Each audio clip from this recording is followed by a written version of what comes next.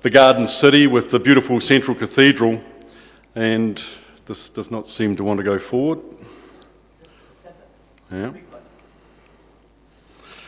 About 10 years ago, it was devastated by a earthquake with multiple lives lost. We are rebuilding slowly, but the cathedral still looks in dire condition. We're going to talk a little bit about results. I'm afraid that this doesn't work as well as it should. We're going to talk a little bit about results. Just a split. Thank you. That's forward and that's to point. Mm-hmm.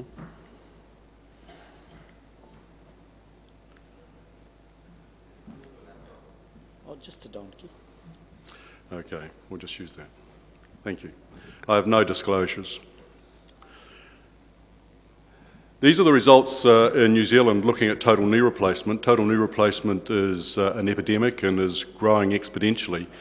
Uni results are increasing slightly. So there's still only about 10% to 15% of unis in New Zealand being done.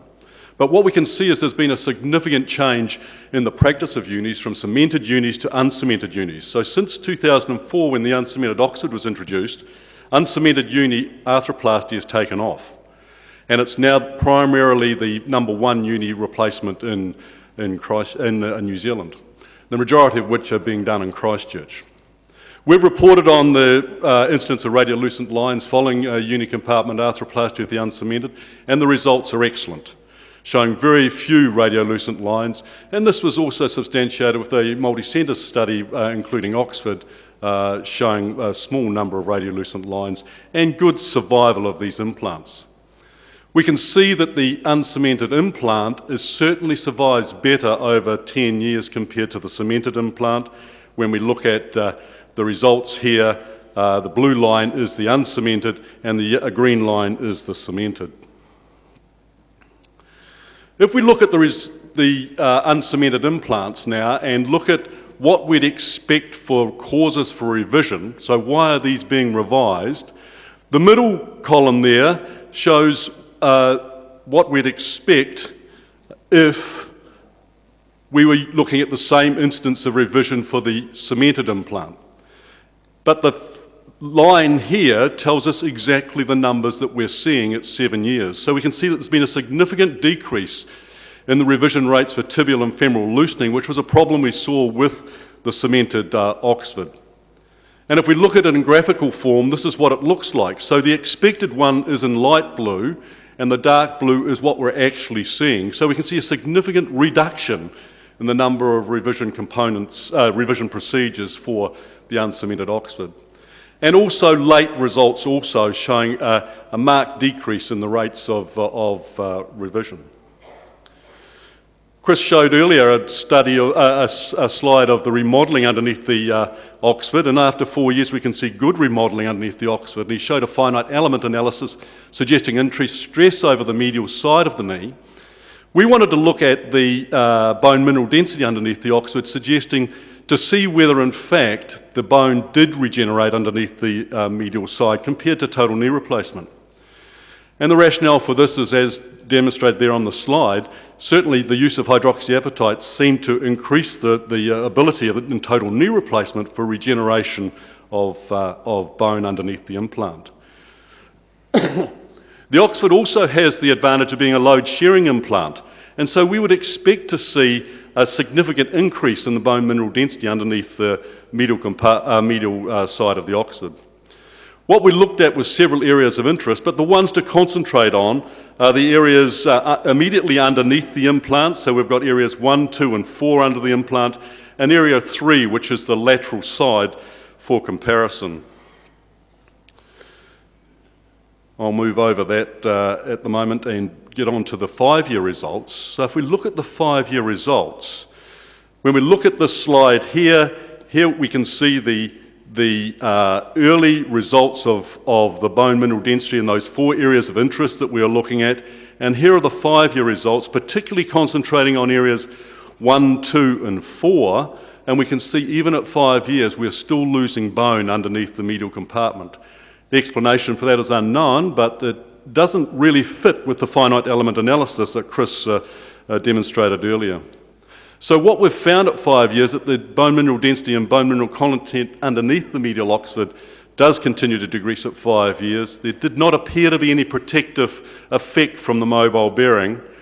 There was no difference between the medial and lateral aspects of the tibial base plate, an issue that we'd looked at earlier with our Oxfords, and we were a little worried about some of the discrepancies we saw there. And at 5 years, the bone had yet to return to normal on the lateral side. We've also looked at gender, BMI and age and the outcomes following the Oxford. This is a large study looking at well over 6,000 Oxfords and basically looking at age and gender. And what we've found, as we see with total knee replacements, patients under the age of 55 years have an increased rate of revision surgery compared to those over 55 years, and you can see the rate there. Although, having said this, there's a 97% survivorship even at 5 years. We've found that the best functioning scores we can establish with our Oxford scores are in young males, and particularly young males have a BMI less than 35. They scored better than females irrespective of age and their BMI. The younger score better with high activity arthroplasty scores. Lower BMI patients score better overall, and the revision rates were not influenced by age, gender or BMI. I'd just like to digress a little bit because I thought it was important to share this information with you. There were some discussions yesterday on papers involving tranexamic acid. We've used tranexamic acid in our knee replacement surgery to restrict transfusion rates or to decrease transfusion rates, and it's worked very well. With the unicompartment arthroplasty, we have used it in the past topically. So we've injected intra-articularly tranexamic acid to reduce transfusion rates, and it's worked extremely well. However, we raised the question of whether injecting topically or intra-articularly tranexamic acid is safe and whether it has any effect on the chondrocytes. We can see that TXA has a half-life of 3 hours in joint fluid, and most of it's excreted within 24 hours in the urine. If we give it intravenously, then it's very unlikely that we'll get a concentration in the knee of greater than 20 micrograms per milliliter. However, if we inject it topically, we can easily get well over 40 milligrams per milliliter within the knee. We've looked at this using models in the lab, looking at 3D hydrogel models with articular cartilage constructs, and we've looked at it with explants from total knee replacements. And this is a dramatic finding that we've found in the live dead count of chondrocytes with topically introduced TXA. If you introduce TXA and use a concentration of less than 20 milligrams per milliliter, then you are unlikely to have a dramatic loss in chondrocytes. These are the number of live cells that you can see. So if you get a concentration of 10 millimeters, there's very little loss. 20 millimeters, there is loss. But at 6 hours, if you introduce 40 milligrams per milliliter, you'll get profound loss of surface chondrocytes. And this, we believe, is a worrying feature for the future. So we would strongly advocate against introducing more than 20 milligrams per milliliter intra-articularly. So our conclusion from the study was that when in vivo chondrocytes are exposed to TXA in a concentration range that could be expected following intravenous administration, a cytotoxic effect was not shown. But when exposed to higher concentrations, such as that were discussed yesterday and have been discussed in the literature, then cytotoxicity can be observed in vitro, and so we would recommend a dose of 10 to 20 milligrams per milliliter could be expected to be safe to be administered intra-articularly. Thank you very much. Thank you, Gary.